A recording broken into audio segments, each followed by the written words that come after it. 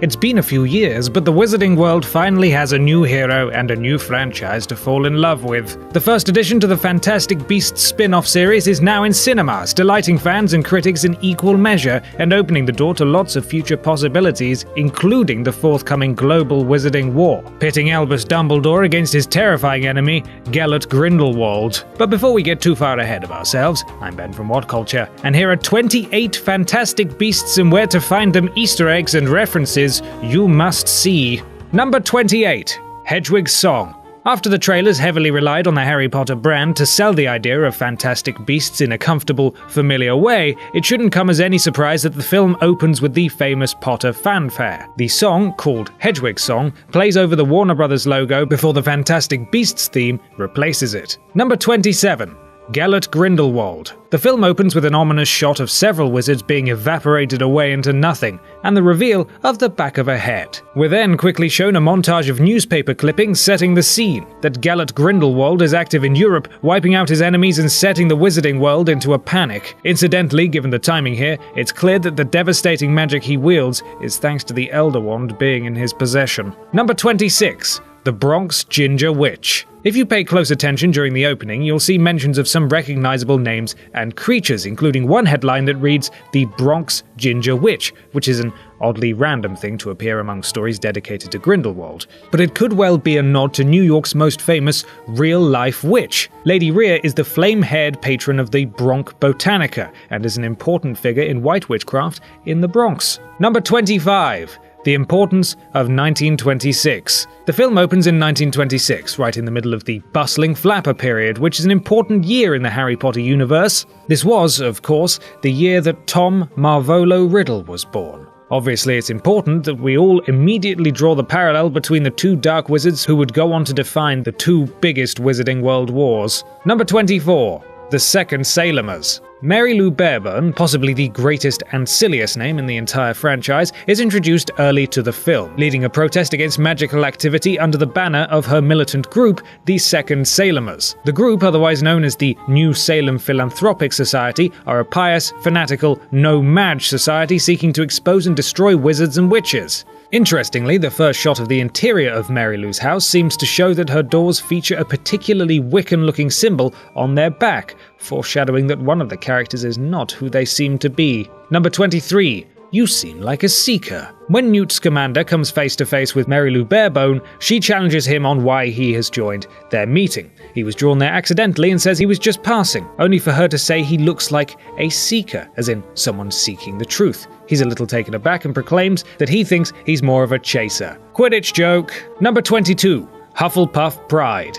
In a change to the canon, Fantastic Beasts establishes that Newt Scamander was actually expelled from Hogwarts rather than graduating, as he originally did. Despite being thrown out of the school, which he claims ardently was down to an accident rather than anything malicious, it's clear he still has some pride in his time there. An old Hufflepuff scarf can be seen in his suitcase at the start of the film when the customs official checks it. Number 21. The Niffler's third appearance. The little magpie-like thieving creature Niffler is one of the standout characters in the entire film, thanks to Bags of Mischievous charm, but this is actually the third appearance of the creature in the Harry Potter franchise. In Harry Potter and the Goblet of Fire, Hagrid brings some in for Care of Magical Creatures class because he's hugely irresponsible. And later in the Order of the Phoenix, Lee Jordan sneaks a Niffler into Umbridge's office to try and annoy her as much as possible. Number 20.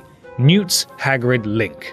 It seems that J.K. Rowling turned to her own work for inspiration in establishing Newt Scamander's new backstory. The story that Scamander accidentally endangered lives at Hogwarts by bringing in a dangerous magical beast and presumably accidentally letting it loose is pretty much the exact same story used to explain Hagrid's expulsion from the school. You'd think that after one incident they'd have tightened security ahead of Hagrid being able to get a terrifying f***ing spider into Hogwarts. Number 19. Percival Graves. It may be an accident, but Colin Farrell's character Percival Graves shares an important link with a former Harry Potter actor. The name matches that of the villain from John Goodman's comedy King Ralph, as played by Potter alum John Hurt. As a further link, his name should probably have given his game away to fans of King Ralph, since both Percival Graves are seeking to bring down the establishment and install themselves as leaders, despite appearing to be morally good. Number 18. The Goldstein name. For eagle-eyed Potter fans, Tina and Queenie Goldstein's surname should have rung some bells, as they're, of course, distant relatives of one of Harry's fellow Hogwarts students, Anthony Goldstein, a Ravenclaw who was part of DA and a prefect who fought alongside Harry and survived the Battle of Hogwarts during the Second Wizarding War. Number 17. The Ministry Paperwork. Back in the Harry Potter series, when Harry visits the Ministry for the first time, he discovers that the Ministry uses enchanted interdepartmental memos in the form of paper planes. In America, the Magical Congress of the United States of America uses their own stateside equivalent, enchanted paper mice. Presumably, the fact that the mice fight and shred each other when they come into contact is why the Ministry in the UK used to use owls before upgrading to paper planes to avoid droppings mess. Number 16. Caruso. At one point, the background of Fantastic Beasts mentions the name Caruso, which is doubly significant. Firstly, it refers back to Luca Macaulay Caruso, a former member of Dumbledore's army who pops up a couple of times in the book. Perhaps this is where his family came from. And more significantly, the name of the character and the sign in Fantastic Beasts is a tribute to Luca Caruso, the son of Miraphora Mina, a graphic artist who worked on all 8 Harry Potter films. Number 15. Occamy eggs. One of the first Fantastic Beasts we meet in the film is the Occamy, a magical beast that hatches from silver eggs and can grow to fill any available space. But this isn't the first time Occamy eggs have been involved in the canon. They're mentioned in Harry Potter and the Goblet of Fire, and on Pottermore, J.K. Rowling revealed that Gilderoy Lockhart once aspired to release a line of hair products thanks to his luxurious hair. One of the ingredients in that special shampoo was Occamy egg yolk. That monster. Number 14. Erumpent Horn. The Erumpent that Newt and Kowalski are forced to track down and capture in the zoo using the medium of sex dancing has previous history with the Harry Potter films. An Erumpent Horn is housed in Xenophilius Lovegood's home, and is the instrument that Harry, Ron, and Hermione effectively use to escape when the notoriously volatile material blows up. It looks nothing like how the Erumpent looks in Fantastic Beasts, but it's nice that the whole volatile horn thing is used again for the gag that the creature is both volatile and horny. Number 13. The Greater Good.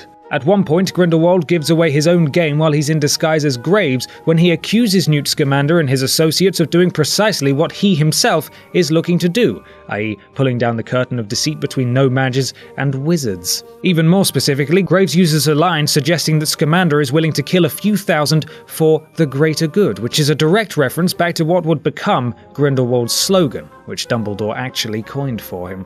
Number 12. The Dumbledore Reference. As revealed in the trailers when Newt Scamander is arrested at the Magical Congress and Graves takes him in for questioning before horribly passing down the worst possible sentence, his file reveals that when he was expelled from Hogwarts, a young teacher vouched for him. That teacher?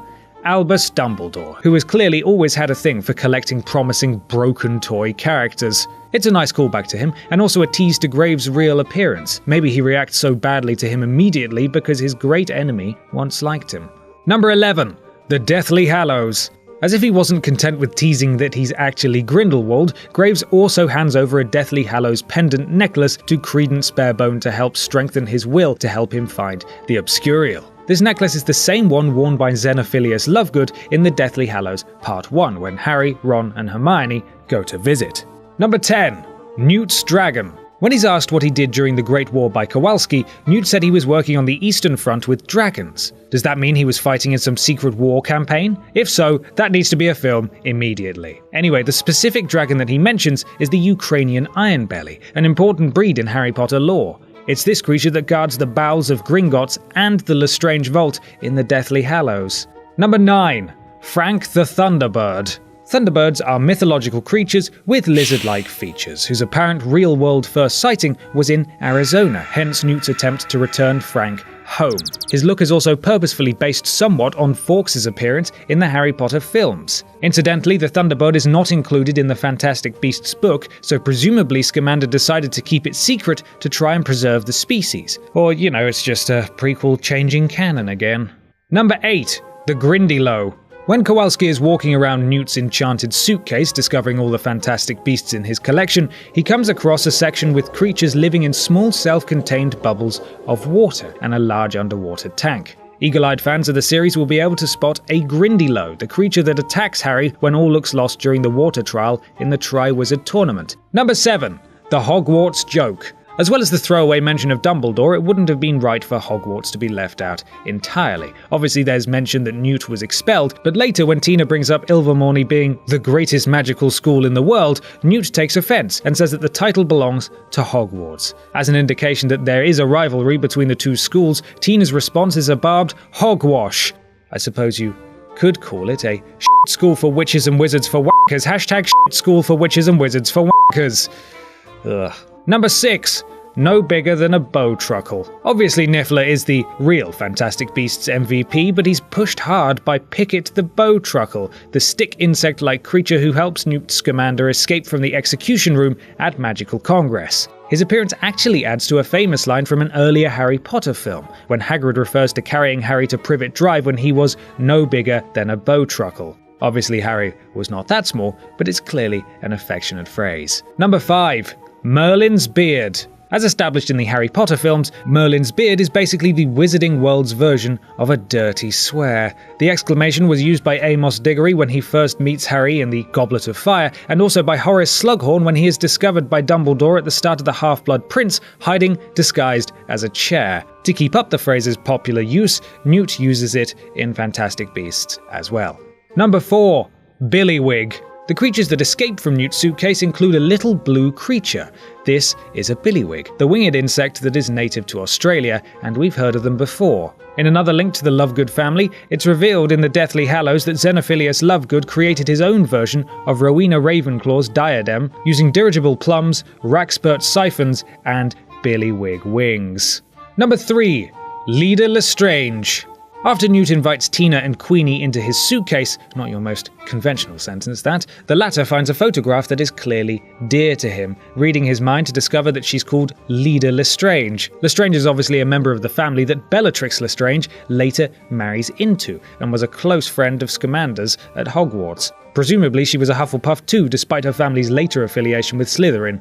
David Yates has said that she will appear in the sequel, and is a confused and slightly broken figure, which presumably means she's going to be the key to setting off her family's journey into the dark arts. Number 2. The Kravitz cameo. The picture of Leda Lestrange reveals that she will be played by Zoe Kravitz, daughter of rock star Lenny Kravitz. Also, one background actor, Sean Cronin, he's the bald guy you see having his head stroked sexually in Narlex Speakeasy, actually appeared as a wizard in the Chamber of Secrets. Number 1. Johnny Depp.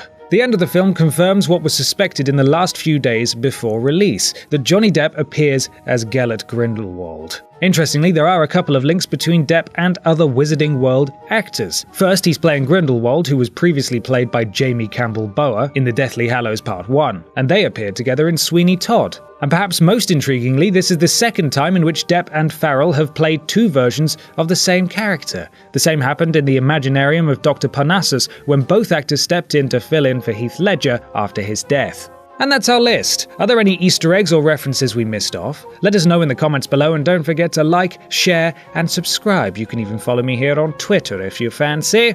I'm Ben from What Culture, and thanks for watching.